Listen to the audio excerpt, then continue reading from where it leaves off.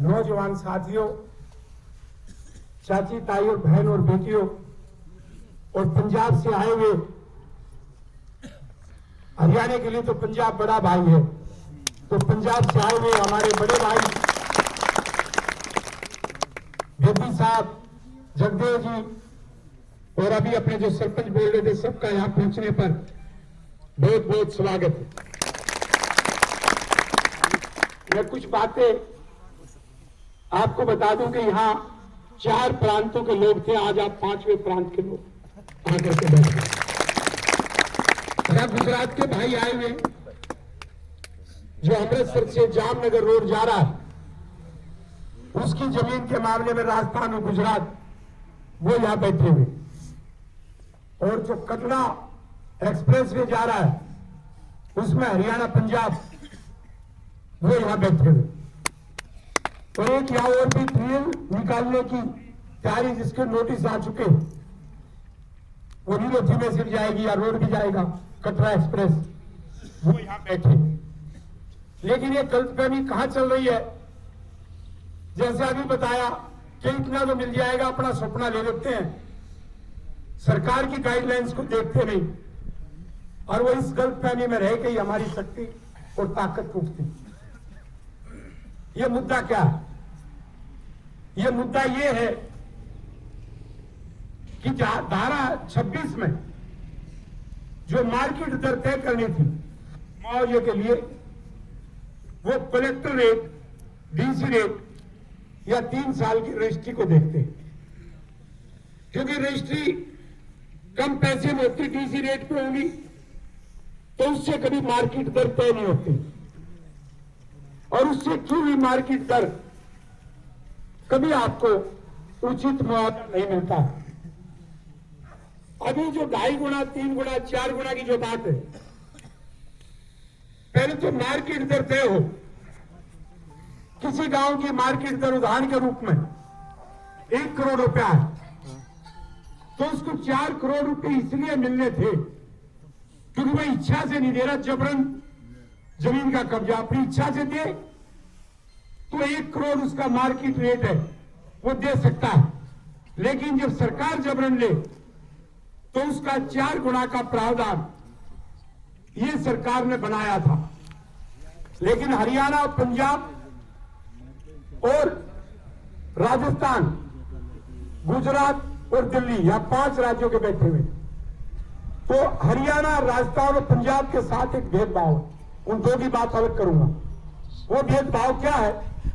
दिल्ली में अभी जिनकी मैं लड़ाई लड़ रहा हूं, वहां सिर्फ मार्केट दर का झगड़ा है, मुआवजा उनको सबको, ग्रामीण को 4 गुना मिला है,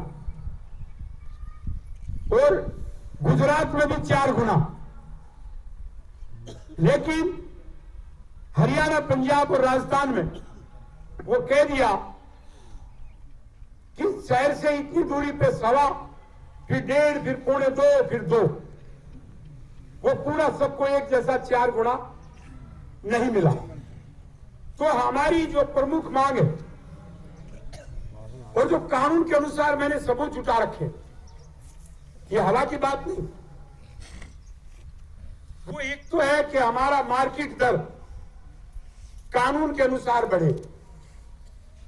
वो फार्मूला हमें पता है, मैंने पहले हरियाणा में कई जगह लगवा के और अवार्ड को रिवाइज करवाया, तो उससे 500 प्रांत में पंजाब, हरियाणा, गुजरात, राजस्थान और दिल्ली के किसानों का मार्केट दर तय की जाए, 500 किसानों, और 3 प्रांतों को गुजरात और दिल्ली की तर्ज पे 4 गुना मुआवजा दिया जाए। ये शहर से सवा की जो दूरी है वो सोनिटी मिला के जो 2.5 गुना है वो नहीं, 2 का फैक्टर मिले, और मुआवजा 4 गुना, ये हमारा हक है। क्यों हक है? अनुच्छेद 14 संविधान का कहता है समानता का अधिकार। एक भारत सरकार का प्रोजेक्ट है, वही प्रोजेक्ट कई प्रांतों से गुजरे तो एक जगह तो कहेंगे 4 गुना देंगे, और एक जगह कहेंगे हम 2 गुना देंगे या 2.5 गुना देंगे। तो संविधान के अनुच्छेद 14 का कानून के सामने समानता के अधिकार का खुल्लम खुल्ला उल्लंघन। एक तो आप ये समझ गए, आपके हमारे यही मुद्दे हैं। दूसरा है पुनर्वास। पुनर्वास के मामले में NHAI ने कभी कोई मुआवजा नहीं दिया और पुनर्वास के लिए SIA स्टडी होती है और SIA स्टडी नहीं करके सरकार ने उल्लंघन किया। और उस उल्लंघन में नियम है कि यदि सरकार ने SIA स्टडी करके पुनर्वास के लिए योजना नहीं बनाई तो जितना मुआवजा बढ़ के मार्केट दर का 4 गुना से मिलेगा उसका 75% एक्स्ट्रा और देना पड़ेगा। ये मैं नहीं कह रहा, ये मेरे पास सबूत और जगह दिया गया कानून में। तो इसलिए मैं एक तो हमारे जो पंजाब के भाई आए हुए उनको मैं कहना चाहता हूं कि सरकार बहकाएगी, अलग अलग प्रांत का अलग अलग कुछ नहीं हो सकता। मार्केट दर रिवाइज होगी डीसी और रजिस्ट्री के बिना तो 500 प्रांत की होगी, ये कानून कहता है। इसलिए वो आपको बहकाए कि मुख्यमंत्री कर देगा या कि दूसरा कर देगा, वो संभव नहीं है, सबको करनी पड़ेगी। और दूसरा जो आपको बताया कि 3 प्रांतों का 4 गुना, जैसे हमारे गुजरात के भाइयों को यहां बैठे 4 गुना तो मिल रहा, मार्केट दर कम मिल रही है, वो हमें मिले। और चौथा जो मैंने बताया पुनर्वास का, ये साफ साफ कानून है कि जहां अपने पुनर्वास के लिए जिसमें नौकरी का प्रावधान है सरकारी का, अलग और भी कई पैकेज मिलते हैं, उसमें यदि आपने SIA स्टडी नहीं की तो आपको 75% एक्स्ट्रा देना पड़ेगा। हमारा हक इच्छे रख, ये लड़ाई। रही बात रद्द करवाने की, कानून में लिखा हुआ कि इंफ्रास्ट्रक्चर प्रोजेक्ट वो निकलेंगे। हम सेक्टर की जमीन जा रही हो उसको तो हम रुकवा सकते हैं, लेकिन इंफ्रास्ट्रक्चर प्रोजेक्ट में कोई भी कोर्ट स्टे नहीं देती और कोई भी कोर्ट नहीं सुनती। इसलिए रोड रद्द हो जाए तो बहुत बढ़िया है, रोड रद्द नहीं हो रहा तो हमें मुआवजा मिले। मैं एक बात, मुझे जरा रख दो भाई साहब, बात में करना। मैं एक बात हमारे पंजाब के भाइयों को कहना चाहता हूं कि हमारा छोटे भाई बड़े भाई का रिश्ता तो है, लेकिन शायद इनको एक बात नहीं मालूम होगी कि ये दैया गोत्र का गांव,